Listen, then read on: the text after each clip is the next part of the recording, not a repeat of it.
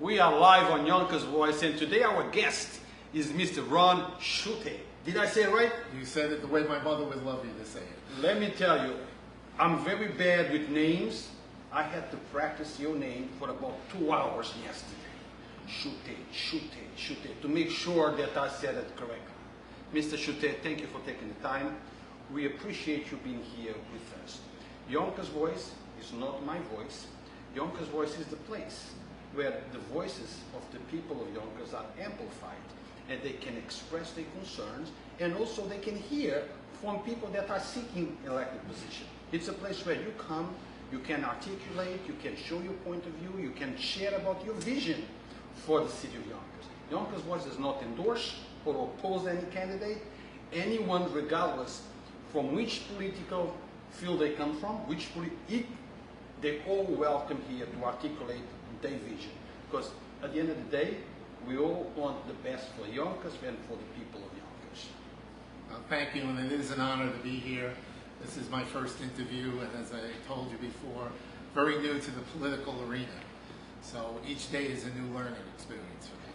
And guys, don't forget, Dos Marias, 200 New Main Street is the place to be if you want to give a try to Mexican food. There is no other place better than Dos Marias for Mexican food, Taco Tuesdays, also to mix and mingle and make new friends. I personally feel that I always have room for one more friend. And there is no place better than this place to come and make new friends. Couldn't agree more, and the break room up here if you're looking for private parties. Yeah, a lot of political parties have been done right here at this place. Let's get back to business now. Yes. Mr. Shutte, I have to be Shutte. I have to be honest. I don't remember you here in Yonkers in the political arena. Tell us why. Been a resident of Yonkers for 41 years. Okay, since 1982 I moved back. After I left the military, I grew up in the Bronx, moved here. My wife lived here for a part, and we moved into the same neighborhood that my wife was in. I've always been involved as a background. I'm a perimeter type man. I like to be involved with organizations. I support people. I do the heavy labor. But now, since I see things not happening and no one really stepping up to make a voice, I said it's about time now. Otherwise, I would be guilty of what I'm complaining about. So you want to be the change. You want to be the person that will articulate the concern of those within your district. That is absolutely correct. Change is a good word for it, but more importantly, being consistent with what the United States Constitution is, what the views of the people. What I see happening now is the politicians are making decisions that the people should be making. And if the people don't say anything, that'll go on, continue, and probably get worse. But you are a politician. As of 3 weeks ago, I guess, when the petition started, that's true. But I don't have a record to stand on yet. But should I vote for somebody that does not have a record to stand on? What I'm trying to get to is, why should I vote for you? What are your principles? What is your vision? What do you try to accomplish? What will be the main difference between you and your opposition? Well, the difference is, again, that I've been involved with organizations, been involved with the Republican Party since I've moved back to Yonkers. And I understand the principles of that party, and I understand the vision of what it should be. And when I also understand what a local representative, like a councilman, what their roles are. And that's as local as it gets. They fill the potholes, they make sure that your snow is removed, your garbage is picked up, all those quality of life issues that as a taxpayer, as a citizen of Yonkers, you should expect. So, the most important thing for you, as I'm understanding here, is the quality of life. Quality of life and service, that the politicians understand that they work for the people. We don't work for the politicians. I agree with you. I agree with you. And I speak with many people in Yonkers, and I ask them, what are the changes? If you have to criticize this one or that one, most of the time is they don't understand our problems. Okay? People out there, some do, but most, they don't understand the complexity of certain formulas like education, how and things are divided. But they understand the things you just mentioned. They understand potholes in my neighborhood, in my area. They understand garbage not being picked up, or maybe DPW is leaving a mess at the end. They understand people are throwing garbage from the window and messing up my neighborhood.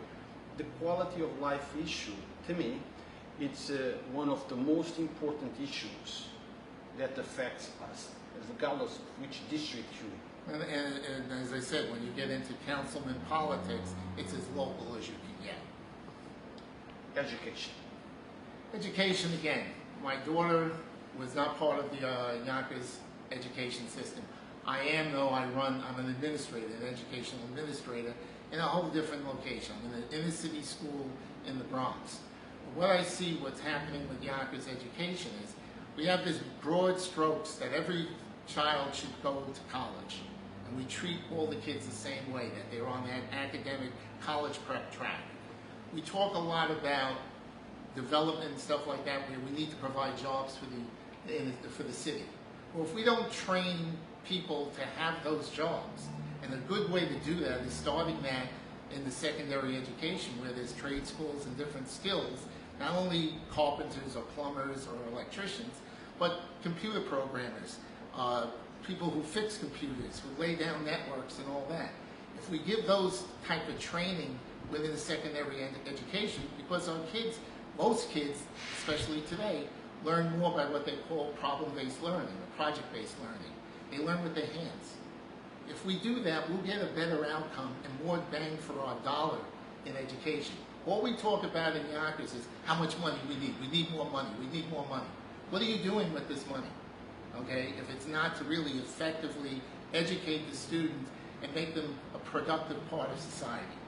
The school that I run in the inner city, it's the poorest congressional district in the country. All right, I get 100% graduation, and I get kids going to the Tier 1 schools, Ivy Leagues, all the good Jesuit schools and all that. It's not done by accident. It's done by a plan.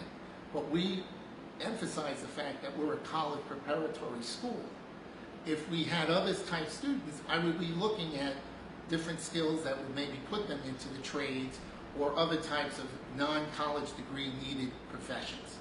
And if we do that in Yonkers, with especially what's going on, I think you'll be able to tie it all together. Jobs and the development that we're doing in the city, making them productive citizens. When we say, we're going to put up Lionsgate, or we're putting up apartment buildings, and we want to keep the jobs in Yonkers. If there's no skill in Yonkers to do this, how do you do that? But before we get to that point, let's stick a little bit longer with the education. Quality of education is very important, because that's where our future is. But many people look at education or measure education based on graduation level. Oh, we have a 90%, we have a 75%, we have 100% of graduation. But did our standards of educating our kids lowered so we're getting more graduations? Quite possibly, could be. I think, again, not being familiar with the system, but understanding what makes a successful school is if the emphasis is on the student and not on the teachers. The student has to be number one. Every priority, everything goes and points to that student.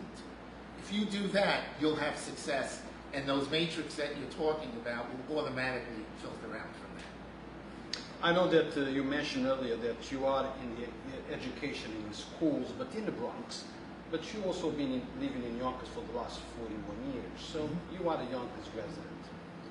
Dr. Quesada is leaving. It was a news that caught many of us, or most of us, by surprise. Because we just heard the City of State address about 2 or 3 weeks ago, where Mayor Spano praised Dr. Quesada for his work. And then a couple weeks later, the announcement was made that Dr. Quesada is leaving. And he just renegotiated his contract and an extension. Did this caught you by surprise? I think it's caught everyone, every citizen of Yonkers by surprise. I mean, he has been improving what we would call those matrix that you talked about. It seemed to be going on the right track. So for him to make a personal decision like that, that's his personal, I mean, this is the United States of America, he can make that decision. So, yes, it was a surprise. Yeah, what I'm asking is if it was a Can I surprise. get the little water here? Yeah, please, sure.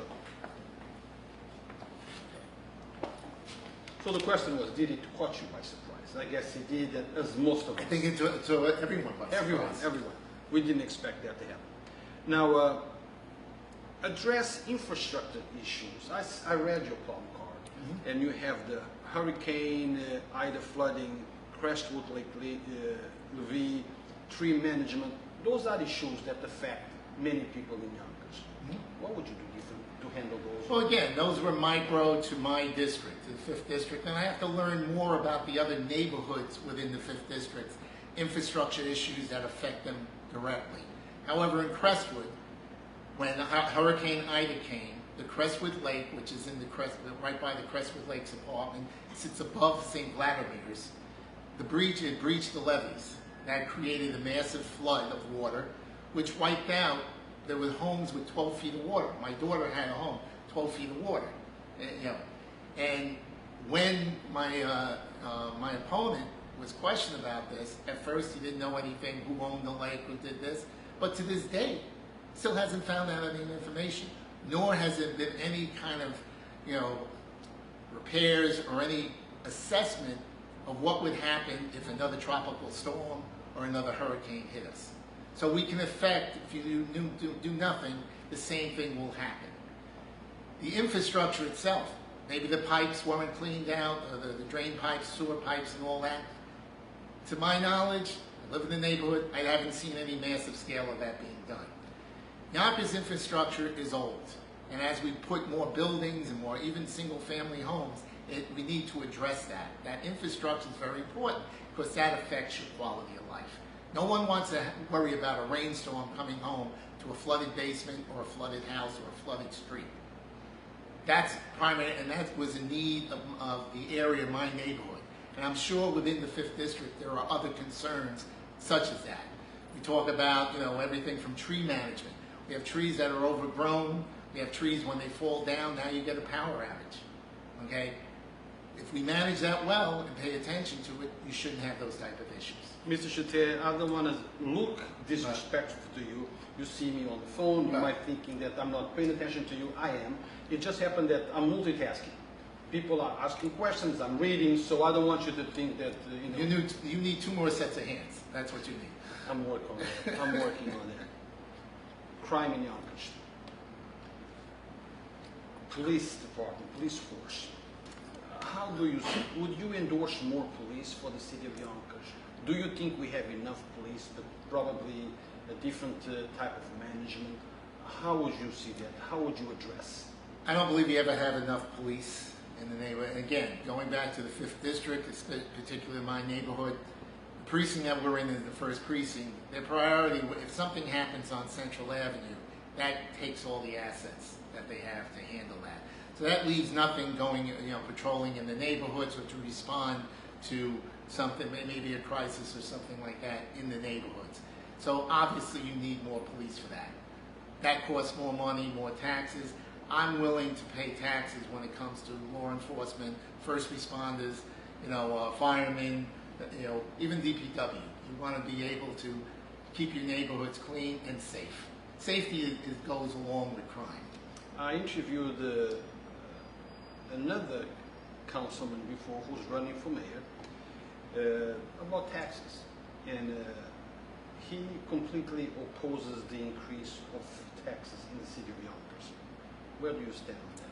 Well, again, the property taxes, property owners have paid most of the burden of that tax base. I feel you don't raise taxes unless there's an absolute need for that. There's a lot of probably waste or services that should be redirected to be doing something better before you raise taxes. Raising taxes should always be your last resort. Homeless. That might be an issue that your district doesn't get affected much by it. But if you are elected to the council on the 5th district, you will still be involved with the issues of Yonkers because you will have to vote, you will have to work with your colleagues how do you see the homeless situation in Yonkers? Even though many people say that's not a Yonkers problem, it's a county problem, I always tell people, no, if they are in Yonkers, it becomes a Yonkers problem. And I can't agree. You know, just because I live on one side of Yonkers don't mean that I don't represent or feel or concerned about the other part of Yonkers. Homelessness. How would I handle that? And this goes back to when we talk about always raising taxes and throwing money at things. You have tremendous not-for-profits that are skilled, trained in how to handle certain things like homelessness, things like that. They have mental health specialists. Not-for-profits run very, very efficiently. Is that me? No, that's me. Okay. I thought it was because I have a wall like that. Not-for-profits, what the city should be doing, instead of trying to handle it themselves, have a summit, bring in all the not-for-profits, vet them out to see which ones are legitimate, work with them, set up a cadre in government to work with the not-for-profits. Anything that the government does usually goes over budget and not as efficient as it can be. So they should work with those not-for-profits, find them grants or the grants for the city that they can pass through to that. But put it down to people who understand the issue, that work with it on a daily basis, and not just to, say, hey, we need X amount of money to cover the homeless. Because the homeless issue, we're talking about a human issue here, okay? There's mental health issues there, there's legal issues. You just don't bring in the police and say, let's get the homeless off the street. There's issues behind that. But we also have to find a solution for that. And I think working through not-for-profits is the solution and the most economical and effective solution.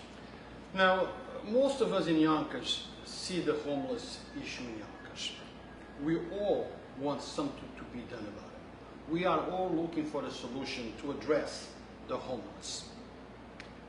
But if we are to build a building to home the homeless in our neighborhood, we say, no, not here. We don't want them here. We want a solution, but elsewhere. If they were to build a building in your area, or if there is an area that can be used to home the homeless in your area, would you support that, sir? I would only support it if after everything else is looked at, okay? As I talked about, get to the experts, the people in the not-for-profits. If that's what they recommend and the site is available and it makes economic sense, then that's a solution. But if it's just to say, hey, we have homeless on the west side, but we don't have any homeless on the east side, let's move the homeless to the east side. It's not a matter of balance, of course. You have to look at all the components to see if the solution is... But I don't think we've found the solution yet to the problem, to solve the problem. Well, we only address it, we put a Band-Aid on it. But that's why we elect you guys for. We elect elected officials not to tell us about what the problem is, because we all know. We know we have a drug problem, we know we have a homeless problem, we know we have this problem. What we need is solutions. And that's why I would vote for an individual to a certain position, to offer solutions. That's what we need. Well, if you're just going to put homeless in a shelter and say that's the end of it, without training, without working them out of that system, that's a fail from day one. But Mr. Shutte, I think we all understand that just finding a place for the homeless is not the solution for the homeless. Exactly, that's what I'm saying. That we agree. We have to find about the other components. Yes, we got you a place to stay. We're going to retrain you so you become employable. We're going to give you treatment if treatment is necessary. Prepare them to be a, productive member of society. Not just to give you a handout. For self-esteem, to be a citizen of Yonkers, to be a true citizen. Correct. A drug problem, opioid problem. And this is not a problem that just affects people here in downtown Yonkers and Gary Square. Every neighborhood, every economic strata of society is affected by that. That, again, there's no easy solution to that. That's something that the society is lacking, that someone turns to drugs. Availability is another issue. How do you keep it off the streets and all that? I mean, I'm very senior and I've been watching this for years, how much money has been thrown to try to stop the drug trafficking. I don't have the solution for that, but once again, you bring in those people who work with people with drug problems every day, you might be able to find some kind of solution, a common solution to that. but enforcement is also very important. Cashless bail, bail reform. You can't have drug dealers just in one door and out the others. It just can't happen. But but I don't know if we can connect bail reform to that. Because look, as far as I remember, back to the Reagan days, we had drug problems. We always had drug problems. Just say no to drugs is not the solution to drug problems. So go back to the Rockefeller, laws where a kid with a bag of a dime bag would do 25 years. That didn't solve it either. Correct. Okay? So obviously you check off the boxes and say what has worked, what hasn't worked. Okay? We need to put a summit together of people who deal with it on the front lines, not a politician that says, well, this is a good idea. Let me make sure that they're not in my neighborhood. Let me throw money someplace else to get them away from me. It comes down to dialogue, collaboration, talking with people, and coming up with an agreed upon solution that's economically feasible. But since you mentioned bail reform, let's talk about bail reform for a little bit. Look, personally, I think that bail reform was necessary. Okay? I could never comprehend why a person that might steal a loaf of bread is held in Valhalla or whatever other correction office, place until trial is up, because they could not pay $500 bail. But then you have the guy from Scarsdale or another rich area who might kill his wife and in a couple hours paid $1 million and is out. Something needed to be done. But I also think that the way that it was done is not the right way. So you look at extremes, and that's what I'm talking about. When you look to correct an extreme and you come up with another extreme without really looking at a common solution that will work, I agree with you. That's an injustice. That someone can murder his wife, come up with a $500,000 worth of bail, and be out on the street, as opposed to someone who a low-level crime and sitting in Valhalla until his trial comes up. But right now, what's happening, it's not working. The judges need a little more discretion to say, this is a dangerous person. This is a repeat offender. He should not have that. He should be locked up. And we don't have that today. And again, I look at that more from the Bronx that I see it than from Yonkers. But it is a problem also in Yonkers. Yeah, but bail reform, it's a state issue. It's a state issue, not the Yonkers or Bronx. Right. It's affecting everybody in all states and counties and municipalities. Right. It's mental illness. I don't know about District 5, but when I look at those issues, I look at all districts. It affects all of us. Okay, and mental illness is not something that only the poor suffers from. No, everybody suffers, and we need to find a way that the people can get the needs that they have. I have spoken to many people, including a lady that lived on 220 Yonkers Avenue. Tried to get help for her son, couldn't get help for her son, had to be on a waiting list for months and months and months. Well, guess what? She no longer needs help for her son because he jumped from the building and is dead now. Mental illness affects everybody, every single district, and something needs to be done in order to put the resources to treat those issues and prevent other people from doing what this young man did. How do you see those issues? I think, first of all, the stigma of mental illness, okay? Everyone wants to hide the fact that, hey, I have some kind of issue here and there. You won't get employed. Your employer, your current employer would try to get rid of you. And again, how do you open that up to say, okay, how do we talk about this? How do we address this type of issue? Again, it's not 7 politicians, council people in Yonkers trying to figure this out. If there's not an outreach to the professionals who understand this, and not only professionals, but people who have dealt with it, how do you, what's the cause, what's the root cause of mental illness now throughout society? It's a real issue, because if you probably get rid of the mental illness, you won't have a drug problem, because that's how they're treating the mental illness, usually with drugs or some other form. If it's not alcohol, it's some other thing. So what's the root cause of mental illness? Is it the stress of society? Is it this high pace that we're doing? I don't know. I don't know. But again, I don't have all the answers, but I'm a collaborator. I look out and try to seek to find people who have solutions. And I might not have, but I will listen to people and come up with a workable plan. Mr. Shutte, you probably noticed that I'm asking you a whole bunch of questions and probably not too many questions about your district itself. And there is a reason why I'm doing that. I feel that when I vote for this particular person, it's because that person might have the same principles as I do.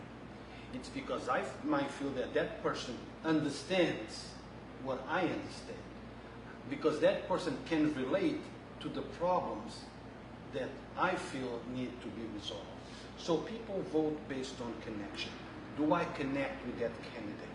Does that candidate understand me? Not necessarily just people from your district. Even though, yeah, you are elected by those in your district. But at the end of the day, you are a man from Yonkers who've been living in this city for 41 years. How do you work with other people, or how do you think you're going to be able to work with other people that might be on the other side of the political spectrum? What I'm asking is that, are you stuck to your party lines, or will you cross the line if that will benefit the people in Yonkers? As I stated earlier, I'm a solutions-oriented person, okay? If you had to check off a box, where does Ron Shutte fit in the political spectrum? Probably you would say right off the bat, looking at him, he's a conservative Republican. However, I'm very liberal in very many things, probably more liberal than you are. Mr. Shutte, yeah, you see Barack?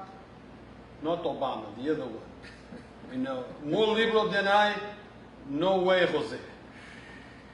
Problem I have with liberals is you don't look for solutions. Oh no, we look for solutions. The problem with the conservatives is they think that their solutions are always the best solutions. I'm not saying you. And that's where I'm saying that's what differentiates me from those. Republicans used to stand for very wide, low taxes, individual rights, and lack of government in your life. And I think that translates very well into liberalism also. You tend to go more with government can solve every problem. I don't agree with that. I don't agree with that either. People solve people problems. I want people, my constituents, people of Yonkers, to look at me as a man of integrity and honor, okay? And very transparent, and one willing to listen. And if the solution makes sense, I will vote for that, regardless of party lines. So which conservatives would you classify yourself in? The new Republican Party or the old Reagan's Conservative Party? Where would you, if you had to pick one, sir? If you had to pick If you had to pick one, it leans towards the Reagan side. To the Reagan side. All right? I don't know what conservatives are today. Oh, some, they call them MAGA? That's not even, that's Not even close? Not even close to what that is.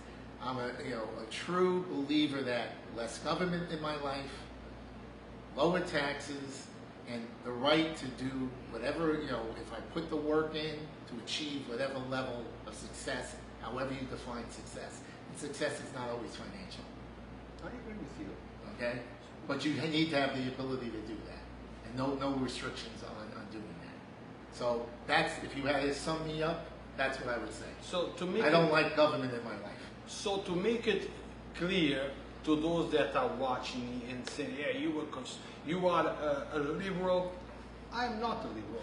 I believe in many ways that go in line with conservatives, your type of conservative. There is good and bad in every political life. Okay? And I think what makes this country great is that we are able to articulate our political view without being afraid of prosecution. Correct. Okay? That's what America is all about. The moment that you're trying to prosecute me or cause harm to me because of my political inclination, then we are not the America that we all want the world to see or to think we are. Well, I think we've gotten in this country where we cannot sit down and have a dialogue anymore. You're either one or the other. And it's bad. And that is bad. And I am not that person. Well, you heard it. You heard it from him himself, from Mr. Shutte himself. He's not a person that is inside of a box. Correct. That will not cross that box because whatever it's outside of the box goes against what his political affiliation is. You are about the people of Yonkers and what's best for Yonkers. Am I correct? Correct. Why should they vote for you? Now, to sum things up, why should they give you a chance and not to the person who's been there for all these years? Well, number one, as I said, I'm a collaborator and I work with people. Number two, I'm not owned by anyone. I don't have any special interest funding my campaign. I don't have people that I'm indebted to within the government or the city or anything like that. My only debt that I have is to my family and my friends. And that's the constituents of Yonkers need to understand that what I will do and what I will vote for and what I will work for is always for the best interest of the total citizens of Yonkers, not just for the 5th District. So you made no promises to no one, if I win, you will get this job or you will get that job or a job for my brother, my son, my sister, my wife. You made no promises on that. I don't make those kind of promises. I wouldn't do that. One of the problems I have, going back to government, is, and why I think we need to look for experts, because most of the people in government, either it's a patronage job, somebody knew somebody to get the job, they took a civil service exam that has nothing to do with the position that they're filling. We need to get the right people in the right jobs, and the right people sometimes are not people that you have to look for them, and it's not who you know, it should be the qualifications based on what they're doing. So yes, I'm not promising jobs, I'm not promising anything to anyone. All I'm promising, I'm going to work as hard as I can to make sure that I understand what the needs of my district and the overall needs of what the citizens of Yonkers are. I'm going to assume that otherwise you probably would not be here talking to me, that you collected all your required signatures and you are on the ballot for the primary, correct, sir? That is correct. How many signatures did you collect? Over 500. And how many were needed? 290, So you doubled it. double it. I'm sure it'll be challenged, like everything. But that's... You know, I'm new to this arena. As I told you before we went on camera, I didn't decide to run until maybe 2 or 3 weeks before the petitions were due. So we got a little slow start, but people were willing to sign my petitions. Both the people who knew me and the people that, when I knocked on their door and spoke to them for a little bit, more than willing to sign my petition. And but challenging signatures, it's normal in this type of business. It's always happened. It's expected, right?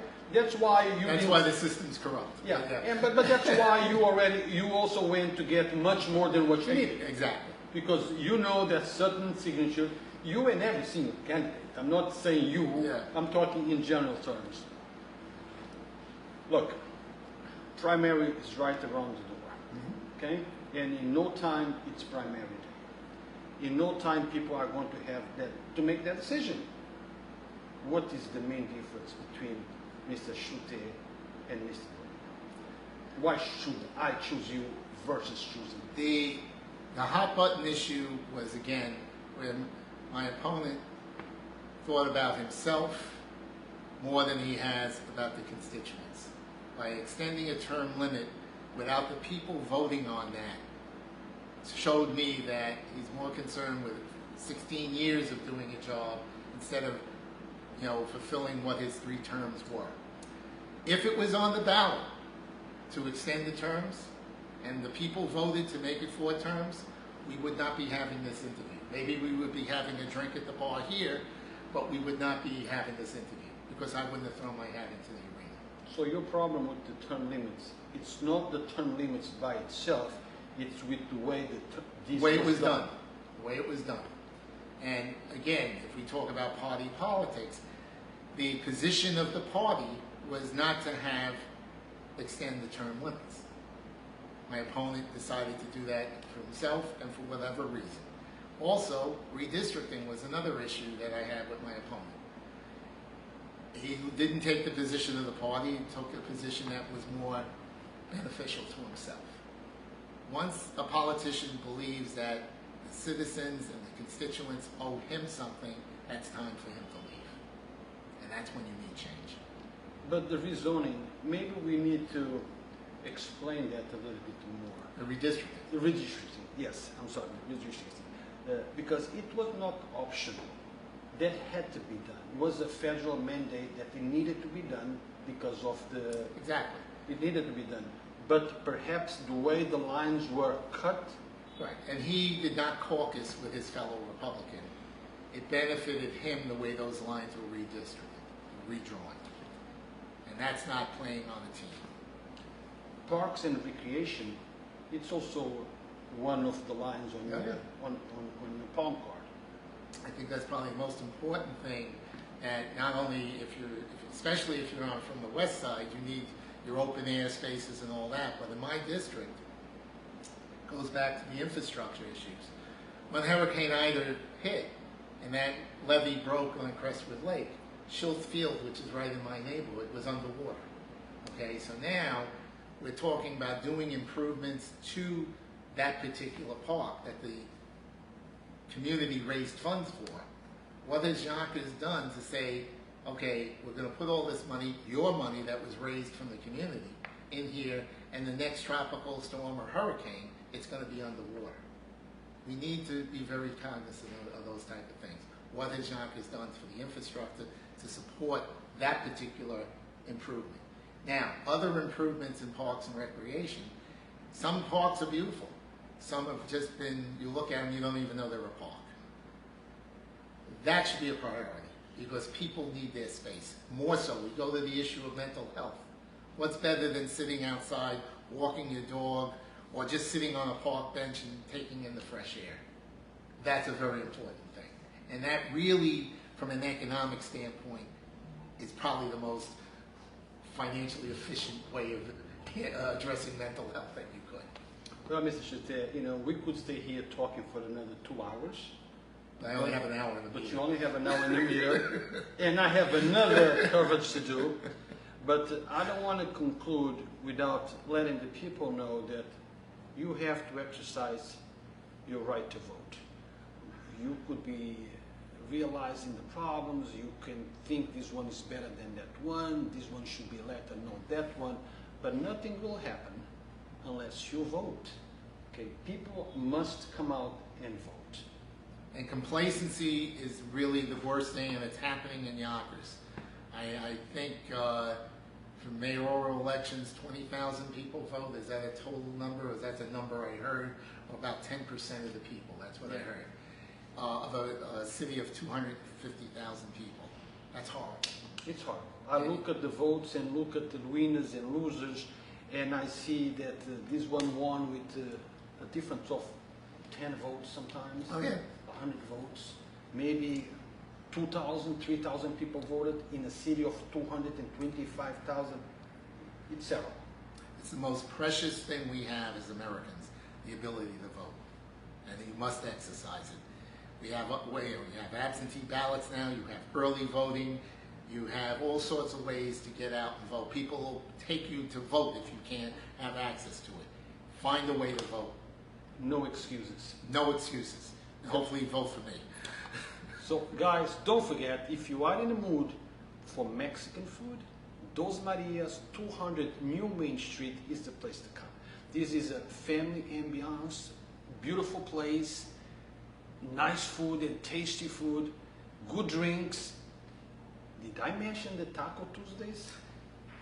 You did, and it's Tuesday today, so... Yeah, that's right. Today's Tuesday. So today is the day for the Taco Tuesdays. Come on down here, make new friends, open up your friendship base.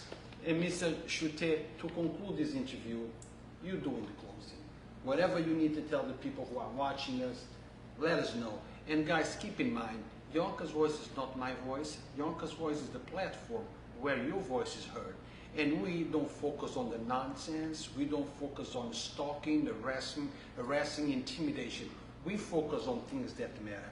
To bring people from all different political parties to talk and articulate their vision. At the end of the day, it's on you to make that choice. So, sir, please do the closing.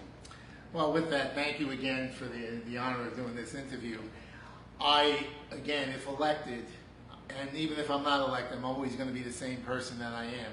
But I believe strongly that you cannot just sit back and watch things, injustices happen. You need to step up sometimes. I'm doing that now. I'm doing that for the people who may want to sit back and say, but if we don't affect change now, add in transparency with what's going on in the city of Yonkers, don't complain, 5, 10 years from now when you don't have that choice anymore. Thank you. Thank you. On that note, guys, we conclude our interviews. Don't forget to support Yonkers Voice by asking your friends, family members to join Yonkers Voice Facebook group, Facebook page, Yonkers Voice Central. Also, we have an Instagram profile and a YouTube channel. Check us out there. Share these videos. Share the videos that are informative, that will inform you of who is who and why they feel that they deserve your trust and your vote. Thank you, and until next time.